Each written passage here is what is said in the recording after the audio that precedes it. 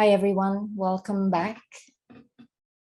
I wanted to give a warm welcome to Ralph, who's now online with us.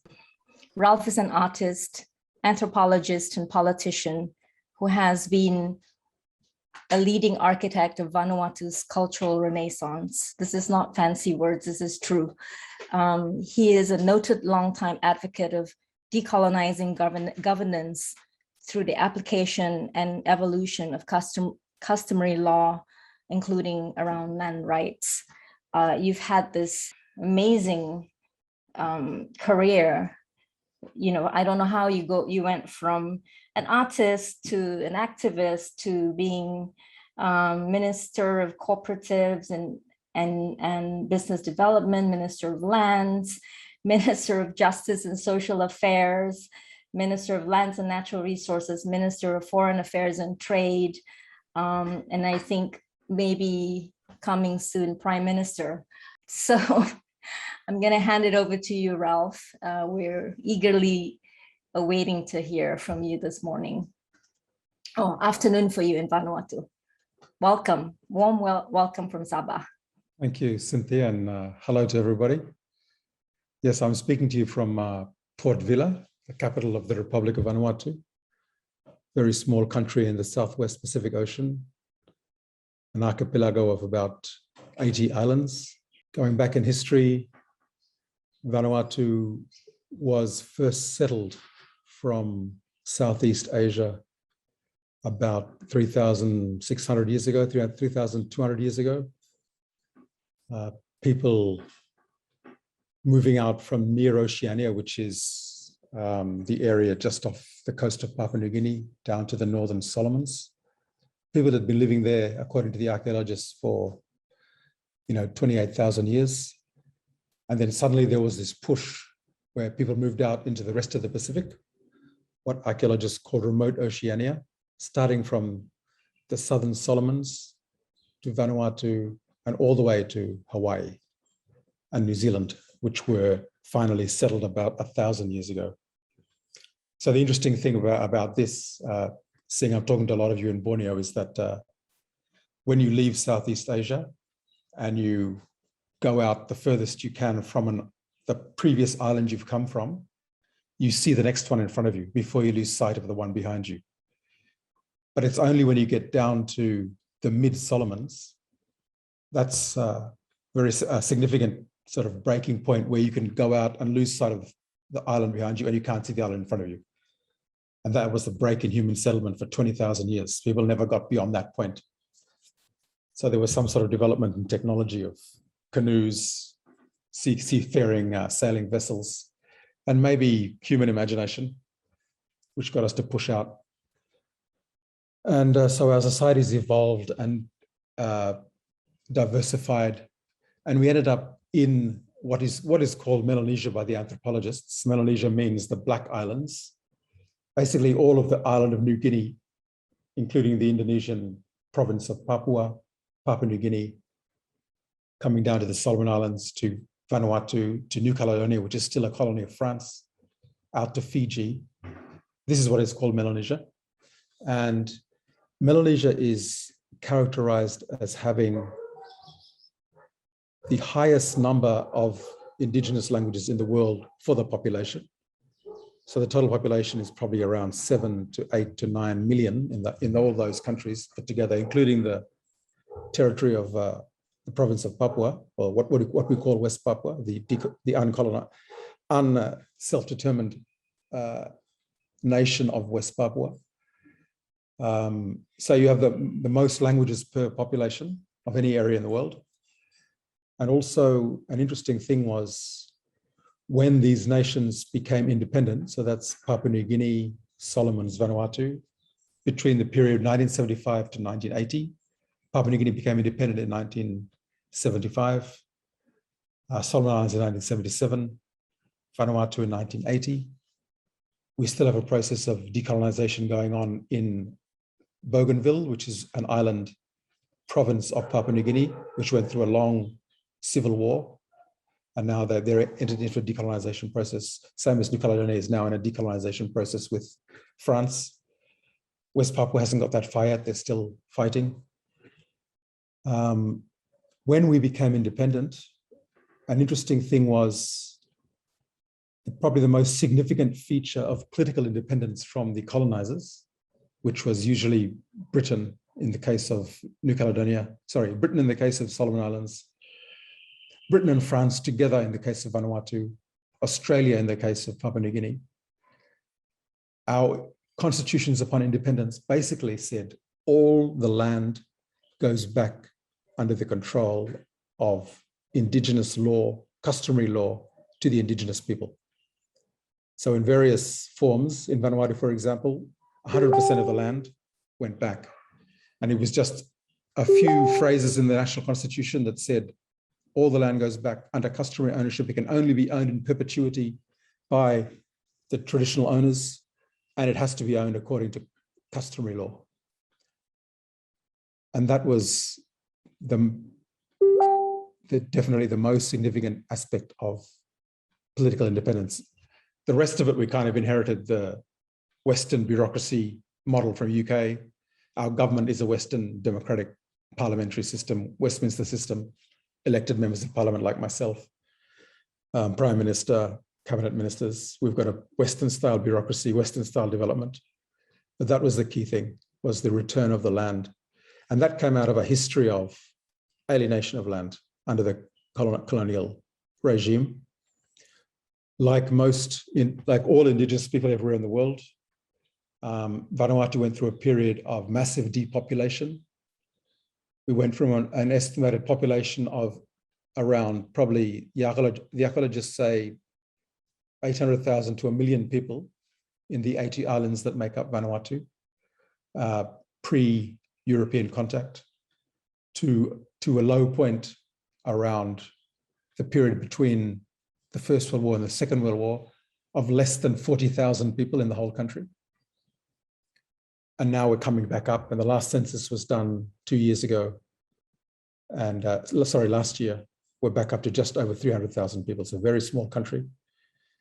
We're only a country through the colonial borders that were drawn between Solomons and the New Hebrides, what Vanuatu used to be called, and Hebrides and New Caledonia. So in that area, over 100 different cultures with their own languages.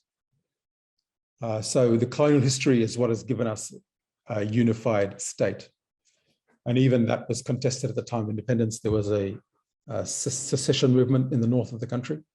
It went on for a few months just prior to independence and was immediately kind of quelled by soon after independence. So a very young state, an indigenous state in that 90% of the people are indigenous people coming from the land, and indigenous people run the government and everything. So it's like an indigenous state. But once you get past political independence, then you come up to the next need for emancipation, and you realize that being indigenous having indigenous people in control is not the end. It's then you deal with all the other issues. So from that base, we are now in our 41st year of political independence. I kind of came on my father and my mother were instrumental in the self-determination movement in the 1970s. I was growing up in Port Vila, where I'm speaking from now. I was going to primary school.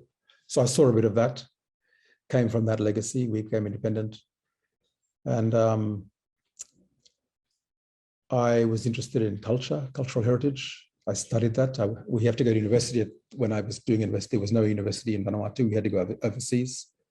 The regional university is the University of the South Pacific, owned by 14 Pacific Island nations. Headquarters in Fiji. So I came back to Vanuatu in the early 90s with a development studies degree, anthropology degree.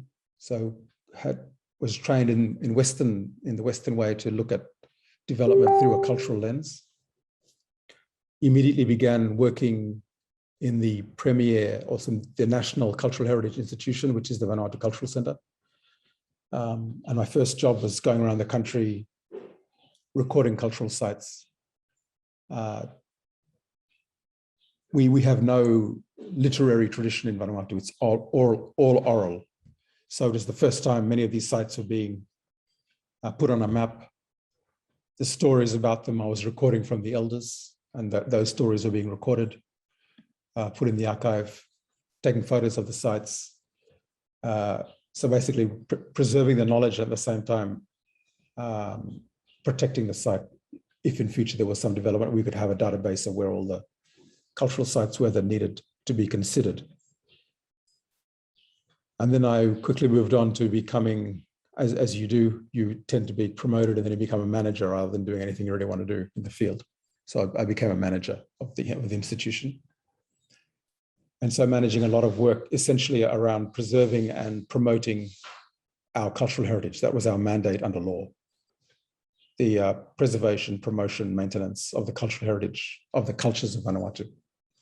Doing that through the institutions of a national museum, a national film and sound archive, national library, national cultural sites register. I became overall manager of all of that. And so we're doing a lot of work working with communities. We have a very renowned model in Vanuatu where men and women from each of the cultural groups are chosen to be representatives of those groups, and they basically manage everything to do with the management of the cultural heritage of that community. They advise on, when cultural events are happening that should be supported and should be recorded. They advise on when we do cultural site surveys. They advise on what the community's priorities for preservation of their cultural heritage is, or safeguarding of elements of their cultural heritage. They basically advise what we can and cannot do in terms of what the community wants for the maintenance of their cultural heritage. And so they are basically our advisors. And as well, a lot of them receive training in basic fieldwork documentation techniques. As the Vanuatu's cultures in UNESCO terminology, intangible cultural heritage, that's what applies in Vanuatu. I was involved in the development of the Intangible Cultural Heritage Convention because I came from that background of knowing that's exactly what we were doing. It was all about safeguarding intangible cultural heritage, which means safeguarding ways of living, finding ways to facilitate people to live using aspects of their traditional cultural heritage. So we did that. We were doing that as a section of the state, a part of a state that was basically a capitalist state engaged in the development project. So lots of contradictions in how the government was, having us doing this work, funding us at the same time, doing a lot of other stuff that was totally destroying the indigenous cultures, or not paying no heed to them, or not using them as the basis for development. A lot of this came to a head when we had a structural adjustment program in 1987 that came in, the typical World Bank structural adjustment program, except this time it was the ADB, Asian Development Bank, that was the key agent, saying, okay, you have to pare back your civil service, sack a lot of, get rid of a lot of public services, promote foreign investment, free up land so that foreign investors can come in and invest, and that'll be the future development of your economy. At that time, large-scale leasing of customary land started to be engaged in. And remember, I said at the beginning that our constitution enshrines indigenous custom ownership of customary land according to customary law. Well, Parliament very soon after independence passed laws allowing the leasing of customary land by the custom owners for development purposes. But those laws began to be abused according to what the constitution laid out. So you couldn't, basically you got a stage where the minister, a single individual person, was able to sign a lease over a large tract of customary land, leasing it without the free, prior, informed consent of the customary owners, the indigenous customary owners. And that power started to be abused on a massive scale. And so we were seeing large tracts being just gone. Because most of the land, the custom ownership is not determined at this point in time in Vanuatu still after 40 years. It's a lot of land under traditional disputes. And that doesn't stop the use of the land in the traditional economy. In the traditional economy, you can continue to use this land for sustaining your life. Food gardens, everything that you need is not disturbed by it being undetermined according to Western criteria of having an owner or an owning clan. So in those cases, the law had a loophole allowing the Minister of Land to act on behalf of the traditional owners to lease land, and basically supposed to consult, but obviously no consultation, none, blah, blah, blah. So I see a lot of you nodding, so you know the situation. And so we got to the stage by the year 2000, the early 2000s, where we were a small state cultural institution trying to preserve the cultural heritage of the people, safeguard the traditional ways of life that depended on the land. And on the other side, the government massively leasing out land without the prior informed consent of the custom owners, destroying any possible basis for safeguarding of Indigenous culture. So we began a series of policy measures to try and address this. We went out, held workshops in the community saying, look, what do we need to do? We talked about the need to ensure that there was traditional wealth items produced in insufficient quantity to allow the traditional ceremonies to be practiced so that those things can be kept alive. Because without the traditional ceremonies happening, a lot of knowledge is being lost. So we need to build up, make sure that the land produces the resources, the traditional wealth items that are needed to sustain aspects of traditional cultural heritage that are most important for transmission of traditional knowledge in the face of these traditional wealth items not being cash crops. So while the government was promoting cash crops, it was using the land for, cocoa, coffee, coconuts, stuff that was peripheral to the traditional economy. And so trying to make sure that we refocused on getting the land to produce the traditional wealth items we needed to sustain traditional economy.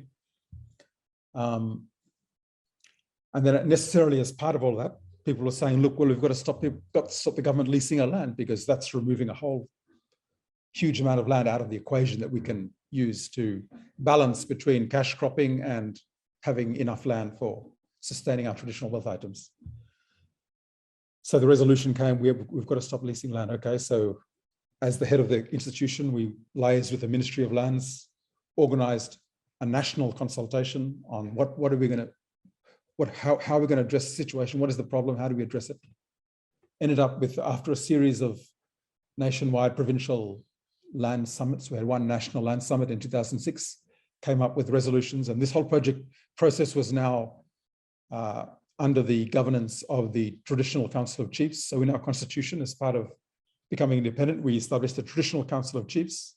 So this is a traditional council, no power. All it had was, it existed and had advisory power towards the government, but no actual power. And that is something we're still working on addressing. So the National Council of Chiefs received these resolutions, that the 20 resolutions of the 2006 Land Summit, how we can stop this leasing without the free, prior, informed consent of traditional owners in the spirit of the 1980 Constitution we became independent with. So that was handed over duly by the chiefs to the government. The Minister of Lands received it. The government said, yes, we will address it. And then nothing happened. 2007 went by, nothing happened. 2008, so we basically reached the peak of policy making as public servants, as civil servants, what we could do, and we're just waiting for the politicians to act, which is we got it through all the levels of the bureaucracy to the final level, which was, you just got to address it in Parliament through the changes in the laws. And that didn't happen. And one of the reasons was ministers of lands were making so much money getting bribed to sign these leases. So it was the corruption that was preventing it happening. No one wanted to, the Minister of Lands didn't want to table this bill because immediately he loses access to his automatic teller machine, which was the ability to give leases to anybody just by himself. So when we saw that, we had a general election coming up in 2008, and there was a decision that I was going to contest that election, and we get up to that next level where we could make that change in Parliament. We got to the level below Parliament. We'd done everything possible, and it wasn't happening. It wasn't changing up at that level. So the decision was made, we've got to get in there. And they decided to run me as an independent candidate on that, basically on that ticket. It was on the ticket of stopping the leasing, returning land to the control of Indigenous custom owners, as was in the Constitution, which meant dealing with corruption. You've got to stop corruption, otherwise you won't stop this as well. So there's two aspects to it. So I won by a landslide as an independent candidate, but it was me as an individual alongside all these major parties that existed, 52 member legislature. I was one person. So I got in a lot of trouble. Tried to make changes, I couldn't. I got told to apologize to other members in parliament who I was kicked out of parliament for a session. And so recognizing the realities of democratic parliament, Western democratic system, we formed a party in 2010, Land and Justice Party, contested the next election in 2012. We have 4-year cycles. I got in with 3 other people in my party, so now 4. And in Vanuatu's very fragmented political system, a party of 4 is a party that can leverage, right? So we managed to leverage to the point where in 2013, we managed to get into government with one condition, land reform. I become the Minister of Lands and we do the land reform that we've been talking about. And so we had enough leverage as a minor party holding together a coalition of many parties that we could demand that, and I got that ministry.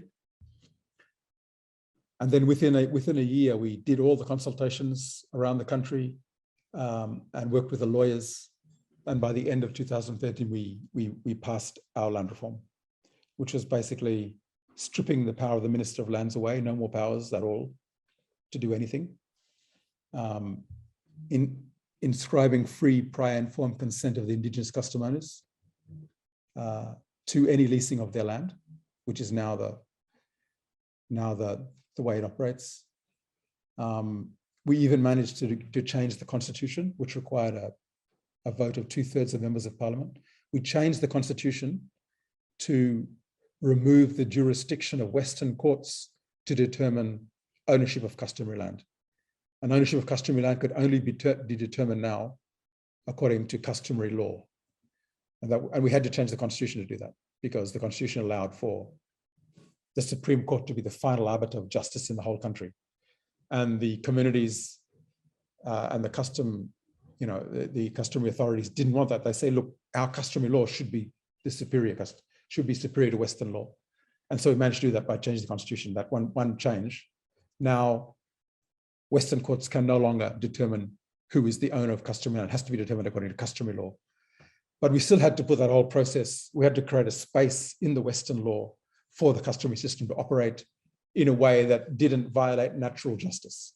Because you have to remember, as we all know, that even in the customary law system, there is corruption, especially in the context of the modern day life we're living in. So make sure that we allowed customary law to operate, but made sure that members of the community, of that Indigenous community, had access to natural justice, but not through Western courts, but through using that system and getting, I suppose I'll explain it this way to say that decisions made by the customary authority could be quashed if you could,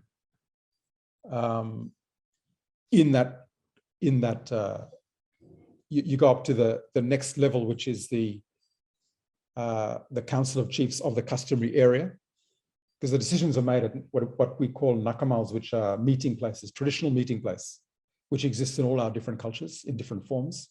But there's a generic term in the Pidgin English we now use nationally to link all the cultures. That's how we speak to each other, because we all have different languages, so we can't understand each other. But we use a lingua franca called Pidgin English, Bislama. And in Bislama, they call these places nakamals, and that's the terminology we use in the law.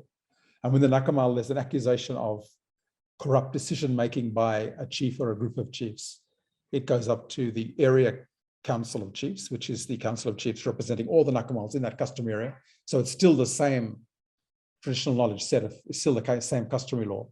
And they can quash the decision of the nakamal and say, do it again. But you can't come out of that customary law into the Western law jurisdiction. So that was all that, this balancing act, trying to make sure that we set up a system that did not result in people who were not the traditional owners of the land not making free, prior, informed consent to lease their land. So that system's been complicated to run and manage, but the effect has been leasing has stopped, which is what we intended.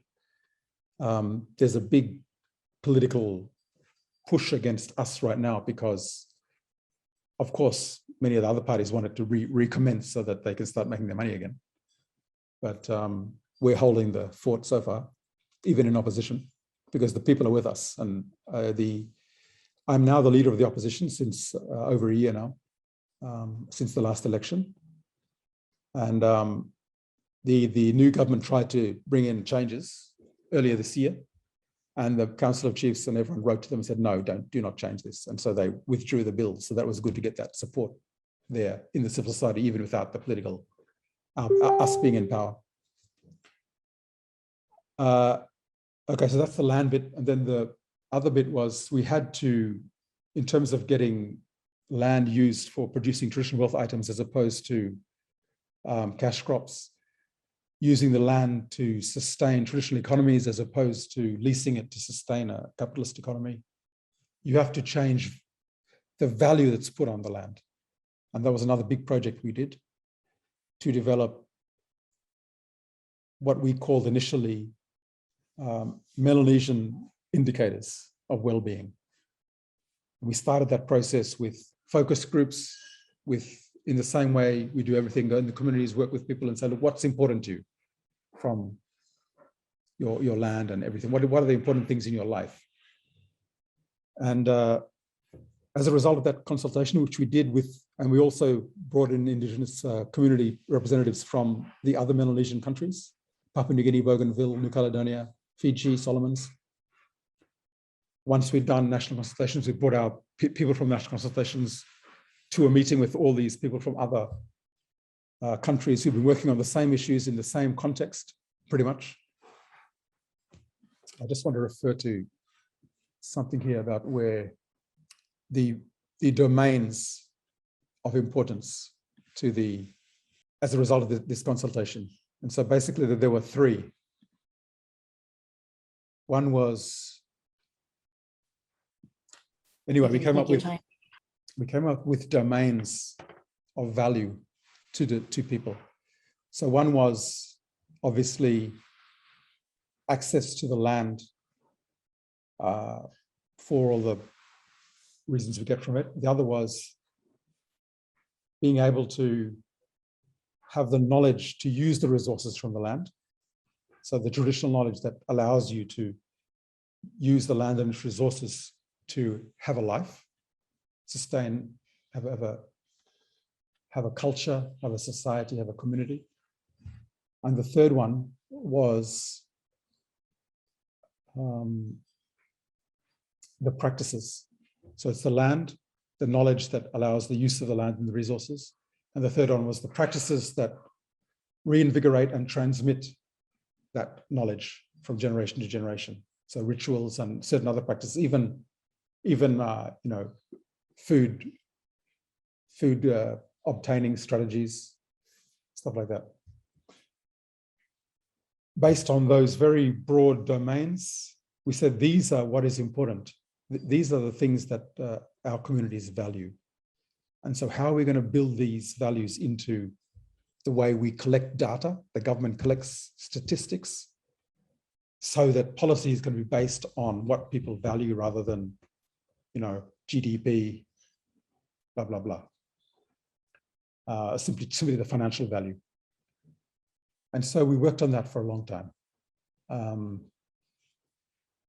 We had a guy come over who had been working in Bhutan in the National Happiness Index Institute.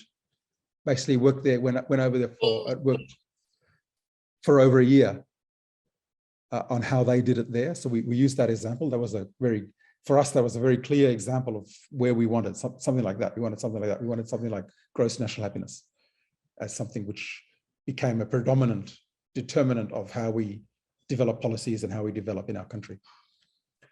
And so sent someone over there to work for a long while, came back, continued to spearhead the move within our National Office of Statistics, did the first test surveys and censuses and household surveys in the normal way. In the normal way you develop a statistical set, right? So this is something I know nothing about, but this is what I've been told.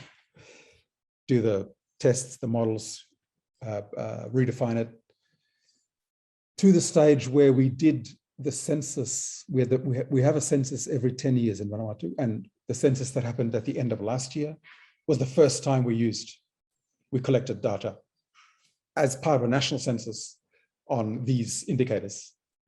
And these indicators include things like, obviously, how much customary land do you have free access to? And free access is the important thing. It's land that is yours. You own it under custom. You don't have to pay to use it. You have access to the resources. You govern it under your rules. How much land do you have access to? To what extent do you speak a indigenous language? To what extent do you have knowledge or have participated in traditional ceremonies? And then it even comes down to very basic things like what are the crops you grow and how long does it take you to get enough crops for the day's meals? And so you're trying to measure the traditional economy at the same time you're measuring all aspects of life, including the Western economy, which is measured obviously just by money.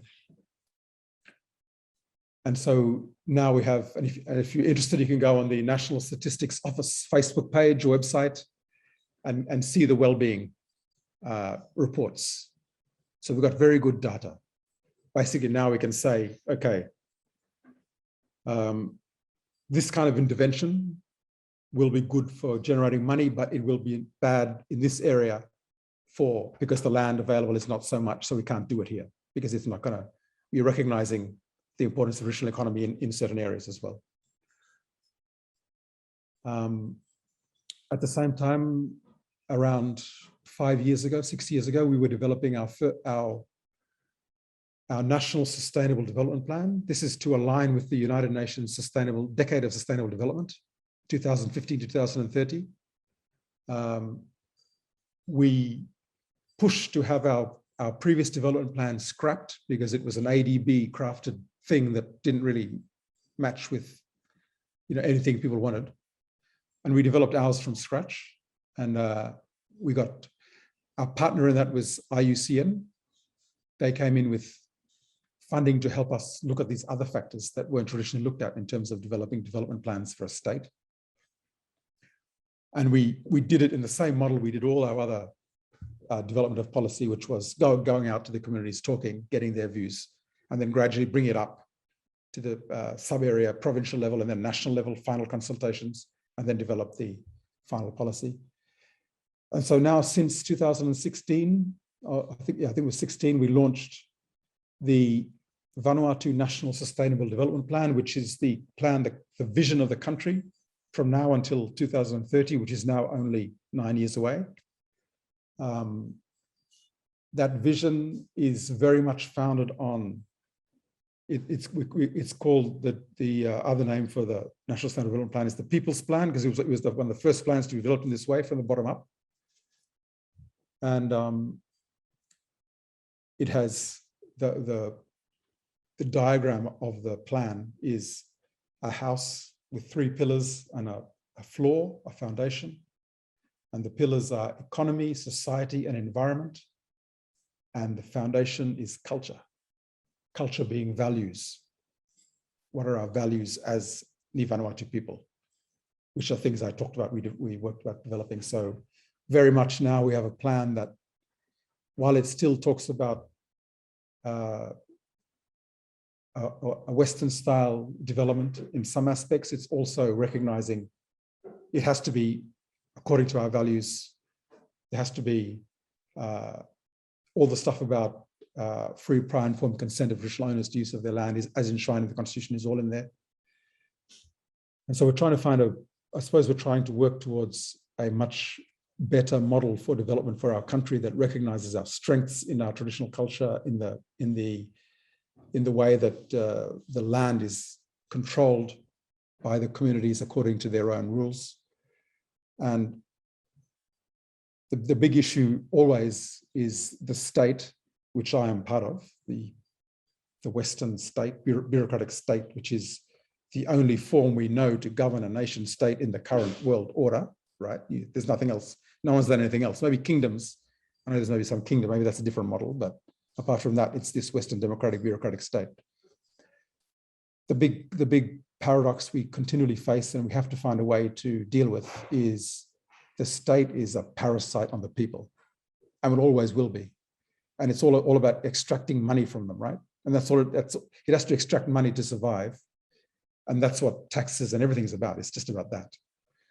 And so, the latest thing we're trying to do now, which we initiated back when we were in government in the last legislature, and it's now well underway, is strengthening, decentralizing, and strengthening local area councils, what we call local area councils. So trying to get aligned. We have a colonial legacy of local government councils, which is what the British and French put in when they were here. So we have now devolved that down to using that model, which people are familiar with, but down to local area councils, which we have been in the process with the National Council of Chiefs of identifying customary areas. So custom areas meaning an area with the same culture and the same language.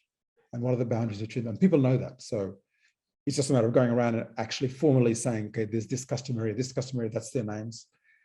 Making the local area councils the same. So the governance unit that the government uses, the national government uses, which is the local government council, local area council, aligning it with the customary area, and then making the customary authorities the chairman of the local area council, and ensuring that you have women's rep, youth rep, business rep, rep of people with disabilities, church rep. Church is very important in Vanuatu. They sit on the local area council, and then the government starts to just give grants, and we give each local area council a civil servant full-time, working with them, one at this stage. We're trying to assign more. Our party, the Land and Justice Party, that is our big policy agenda now, is decentralization through local area councils and empowering local area councils, making sure we strengthen that unit of governance, devolve state money down there so that people make decisions about what development projects happen in their areas, and they have the money from the government, from their own taxes to do it. And make it less top heavy, and make that become the unit of effective governance. And that's what people want. People want to be able to say what happens in their own areas according to their own values and their own priorities, and have the money from the government to do it, rather than the government dictate from up there. So I suppose that's the next stage along. But it's a work in progress. Obviously, we continue to do it. And I suppose what's different about our story is that we're a small country, and we were able to get into parliament to do it. We were able to take the reins of political power and do it.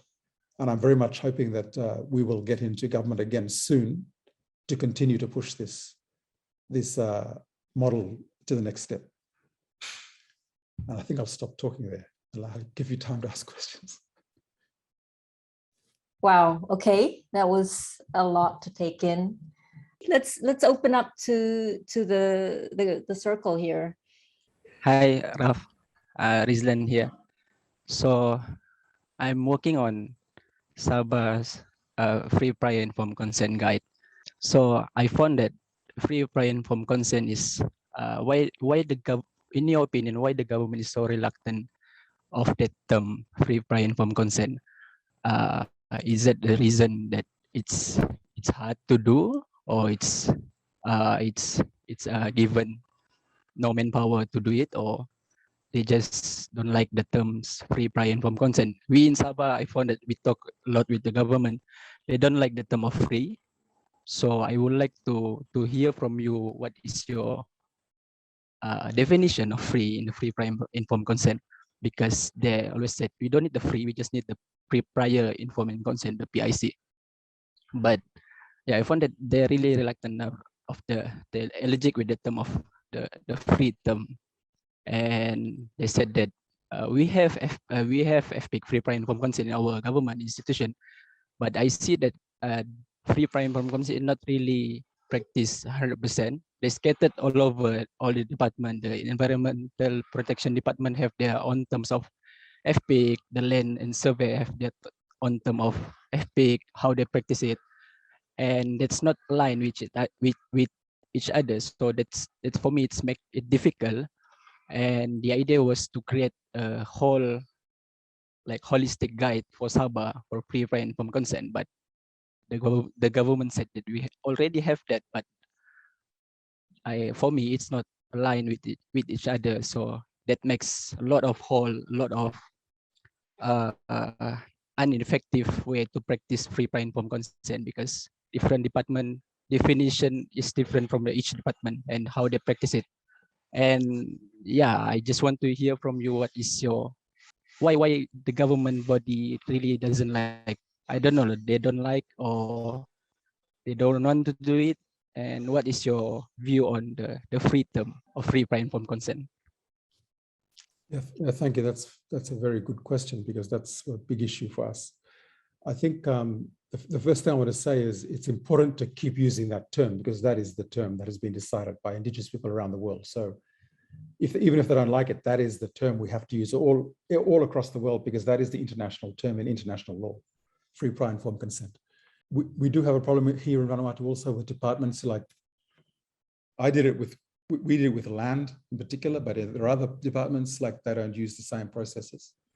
But when it comes down to when talking about land leasing or determining land, the government has to go down to the community. That's the first thing. You meet in the community. You don't go to the office of the government. And that was a big change we did. The people no longer fill the forms up and the forms are sent up. No, the government has to come down, convene the meeting in the community context at the Nakamal. And everyone, and there's notice of it.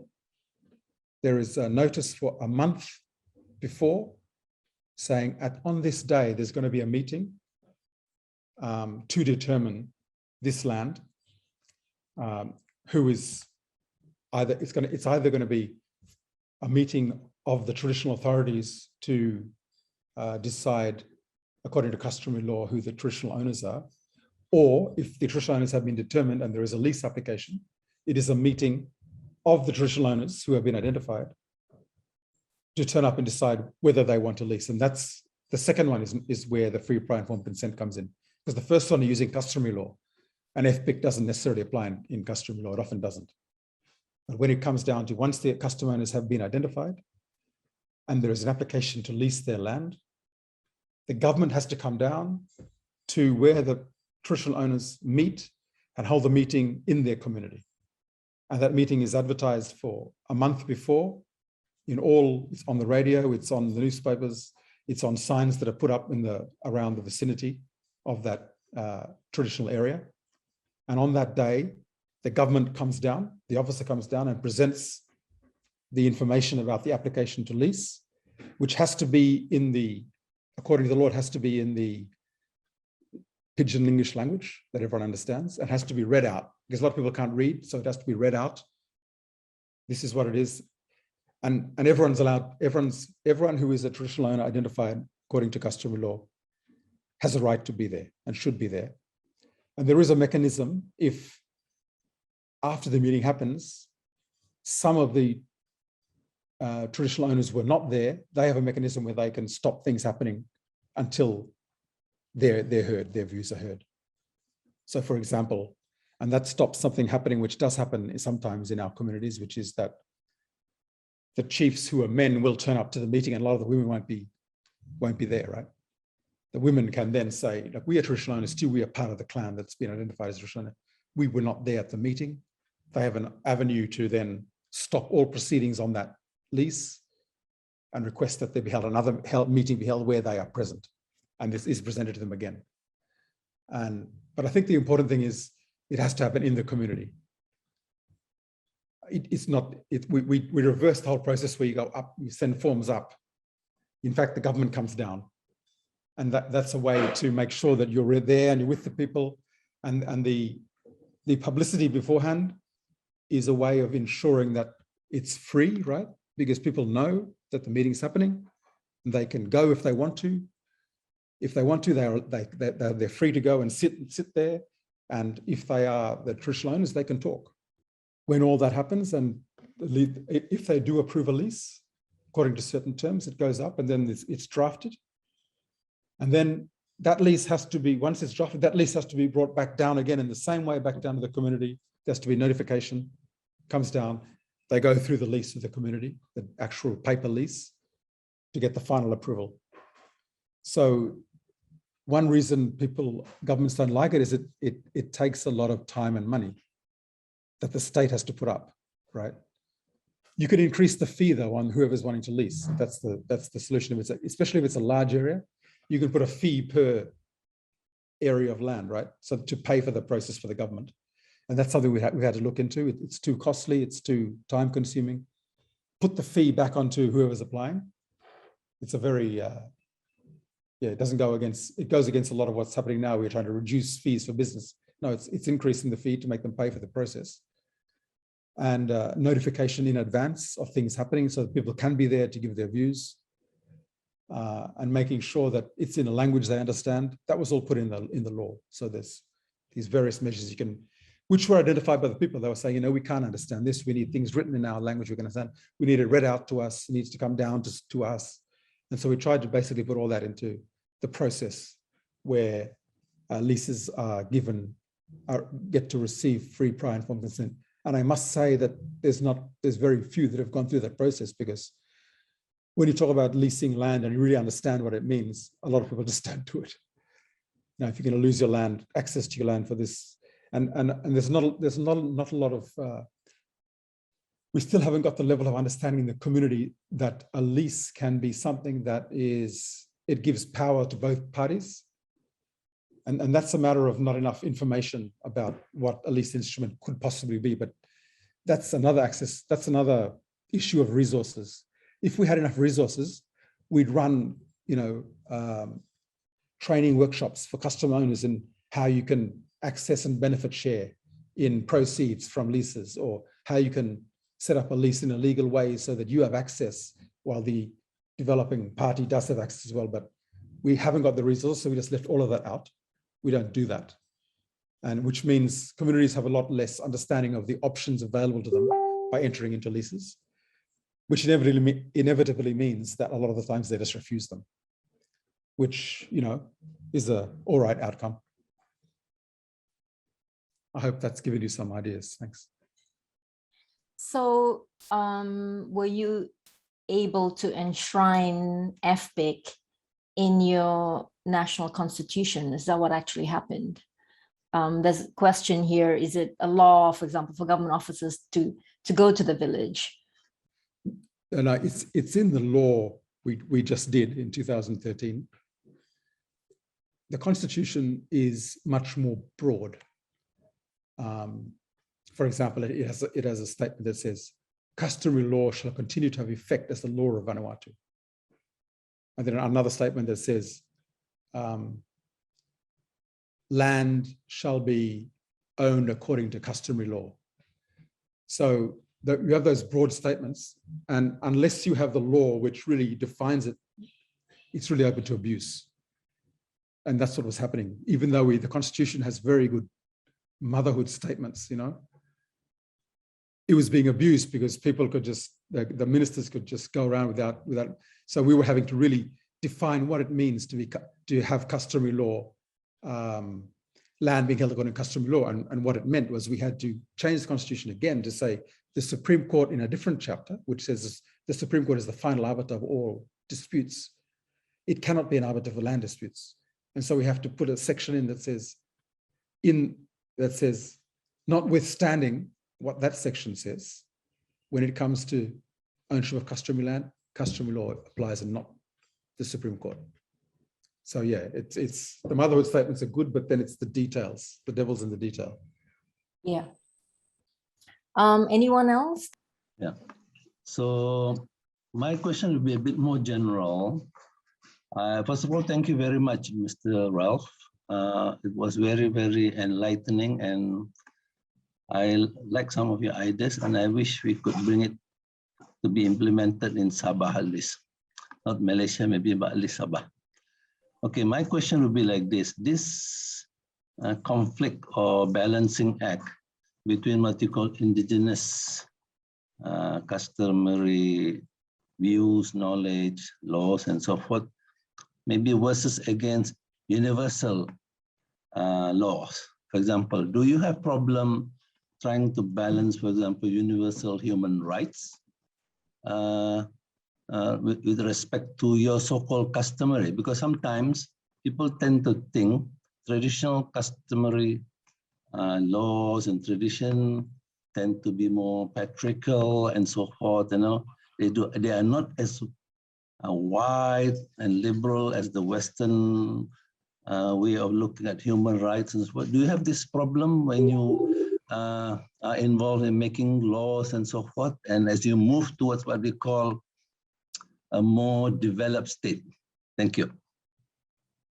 Yes, most definitely. In the Pacific, that is the key human rights issue, is that, I mean, the key human rights issue is actually domestic violence. That is the key human rights issue in the Pacific, is violence against, and I suppose what do you call it? Yeah, bad attitudes to women and violence against women. But definitely customary law versus Western law, that's the big contradiction, is community benefit versus individual rights, right? And it is the key conflict you come across. And so I just want to give an example from the land laws, which we tried to put in place. Where I'll go back to the example of when a traditional owners have been identified as a clan, right? Because land is held by clans or tribes normally, that will be the decision made that it's owned by this clan. And we've made it very, very clear in the law that when you come to talk about leasing land from that clan, and you come to get their free, prior, and informed consent, every individual in that clan has the same legal right, women and children. And that may not be customary law, right? Customary law may be the men only can talk. But we've said, because we have a national constitution, we have a Bill of Rights, we're saying the customary law applies. It has identified the traditional customary owners as being this clan, but you cannot exclude the women from having a say. And that's why we set up a land ombudsman. And so if the women have been excluded from the meeting where the government comes down and meets with everybody, and unfortunately it's only the elders, men, who turn up, or even if the women turn up, they tell them you can't talk. They can appeal to the land ombudsman and say, we were there, or we were not there, or we were there, but we couldn't speak and we couldn't express our views. And then the state has to make sure that you have a right to express your views because you are an unidentified customary owner. Even though under customary law, maybe you don't have the right to speak as freely. And so these are the things we're trying to find ways of accommodating when you're trying to facilitate customary law within the ambit of a Western constitution or state. And on that same issue, I want to also say that when it comes to custom, right, customary law, you've got to realize that we're in 2021, and our customary law is very different from what it was pre-European contact. And a lot of what we have now in our customary law is not traditional pre-European ways and values that we had then. It's stuff that's been influenced by Christianity, which is hugely patriarchal, by colonization. We were colonized by Britain and France, who were hugely patriarchal. For example, when the colonizers arrived in Vanuatu in the 1800s, it was all men, right? The men were the leaders, the men, and they looked for men leaders in the community. And so in our communities, we had women's titling systems and grades, and you had men's, but the men's ones have been the ones that have been promoted by colonialism, and the women's ones suppressed. And so when we talk about traditional culture now, we think, oh no, it's the men who have this, but actually it's not, it's a result of colonization. So you've got to factor all that in as well into this whole discussion. And it's very hard to deal with that baggage sometimes, because people think this is the way it is, this is our tradition. And then it's only by doing that cultural heritage research and delving back into practices and that you start to realize that, no, there's more of a story that's more nuanced than what we think it is. Thank you very much. Just to add on, so that means the Council of Elders, isn't it? You have a Council of elders to negotiate with. So these members of the council do evolve and recognize there is this so-called openness of what you call customary laws and tradition. Yeah, would that happen? Is that happening? No, not many of them. It's not elders. They're called chiefs. We have chiefs, and chiefs. We are committed to, like, our politics. We're committed to empowering traditional governance. And one of the big problems we're facing is, who are chiefs? Who are they? Chiefs are this thing we talk about. It's in our constitution, but there's all sorts of chiefs. I mean, people call me a chief sometimes, but you know, and that's a big issue. And if we are going to empower traditional governance within a Western constitution, we're going to have to identify these people.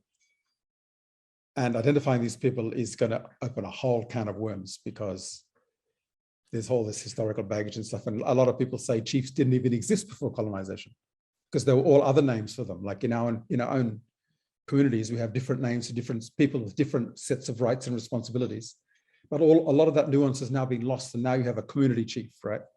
And you have a council of chiefs for the community or the set of communities, which is a system that never existed before. It's contemporary Vanuatu, but it's not traditional. It's a kind of hybrid thing. And recognizing that culture is always changing, recognizing that there's a lot of value to these forms that have ancestral legacy, recognizing that these forms have all been influenced by colonization, westernization, education, capitalism, trying to find a way forward. And I think that's what we're trying to do. And we use these terms, and myself as a leader, I'm often, I think I'm engaged in social engineering, because I'm trying to steer things in a way that is better, in my view, for more sustainable development that's more inclusive. Thank you very much for the explaining to me. Yes, I like it, because we will have probably the same type of problem if we move along this line, because we also have chieftains, Hogan South, and so forth, that we might have to negotiate, and who are the people who will be doing that job and so forth. Yeah. Thank you very much. I think our compromise was make sure everyone is there. Like when there's a meeting of the clan, make sure everyone is there, and then they can argue it out, right? The chief can talk and the women can talk back, you know, but they're all have a right to be there and talk. Yeah. On that note, can we hear from the other voices? Young ones, young leaders. Ralph, hi Ralph. Hi. I'm particularly interested in how did the people of Vanuatu receive the gross domestic happiness as opposed to gross domestic product? Because as we know that in a capitalism world, the measurement of GDP, by shifting the measurement of success, we would know that to shift a community or its people towards a different direction as well.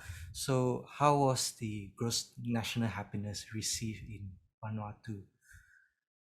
We knew that measuring land in terms of financial value was alienating our land, because it was being leased, because they was looking at very productive land that's supporting all these communities, and there's no money coming out of it.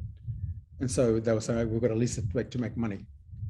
So we were looking for something that wasn't GDP as a way to measure value. And so we were looking for that. And Bhutan just shot out, because it's the only one really doing it at that level. There was no other thing we knew of. And so suddenly we see there's this little country just like Vanuatu very tiny, very, it's ecology of very high integrity, people living very traditional lifestyles, and they've done this, and we were just like in awe. Wow, there was this beacon of hope, and we couldn't see it anywhere else. So it was just like it was like exactly what we wanted to do was that, and they were doing it, and so we really just grabbed onto that as something we could try to emulate. Yeah. So we were looking for something, and that was it. It was there. We were so lucky that it was there already. Yeah, thank you. Was it well received by the government though? Yeah, we thought that was amazing. It was amazing what Bhutan was doing. It was like so. It was what we wanted. It was a development based on our own values, self-determined, not this thing that had been come from somewhere else. You know. I see. Right. Okay, so the next question. After decades of Western colonization and capitalism, we do see its influence in activities that fuel people's beliefs and daily functions, more so in urban communities. How did these people receive the transition to reform into traditional customary laws and policies? Is there somewhat a middle ground? Yes. That's from in Vanuatu, it's still, we're one of the countries where still the rural population is much greater than the urban population. But of course, the urban population is growing very fast, as everywhere. We still have more of a population in rural areas. So, but interestingly, the urban population relies on the traditional economy also, in that a lot of urban communities rely on their extended traditional kinship structures to maintain their living in an urban situation. They need that kinship to survive. They wouldn't survive without it, that extended family network that goes within the city, but also into back to the home communities. We also have a lot of urban people who rely on food being sent to them from the rural areas. Interestingly, it's not the other way around. It's people sending food on. So we have a lot of ships coming in from the islands with lots of food on it, which are for urban people to live on. But there is an emerging middle class, which is like I'm part of that, a new sort of Western educated, financially wealthy kind of class, which hasn't existed before the last 10 years, I would say. It's probably come into existence in the last 15 years. So this is a new phenomenon in my country. And for this new middle class, we need to be able to expand the land that is available for them to build homes, that kind of thing. And that means expanding urban boundaries, which means acquiring customary land. So something I didn't say at the beginning of my talk was that there is a process for acquiring customary land, making it state land. There are only two categories of land in Vanuatu. One is customary land and one is state land. And the state land is owned by the government in perpetuity, but it has to be first purchased from customary owners according to a process, the Land Acquisition Act, where you buy it according to market value, and then you buy it off the customary owners, it becomes state land, and then the government can then lease that as well. You can't sell it. The government can only lease it, same as the customary land. And so there's a process whereby you have to acquire land so it can become absorbed into the urban areas.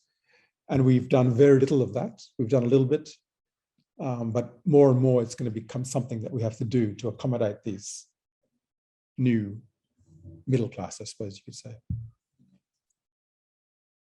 I think I represent everyone here when we say thank you from the bottom of our hearts. Let's turn on those mics and just say thank you directly. Maybe show some love, some Borneo love. Thank you, Ralph. Thank you, Ralph. Thank you.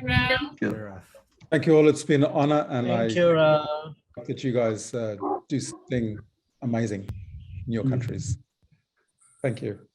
Thank you. Yeah, Thank you. Bye. Thank you. Bye. Bye, Ralph. Thank you so much. Totohuadan.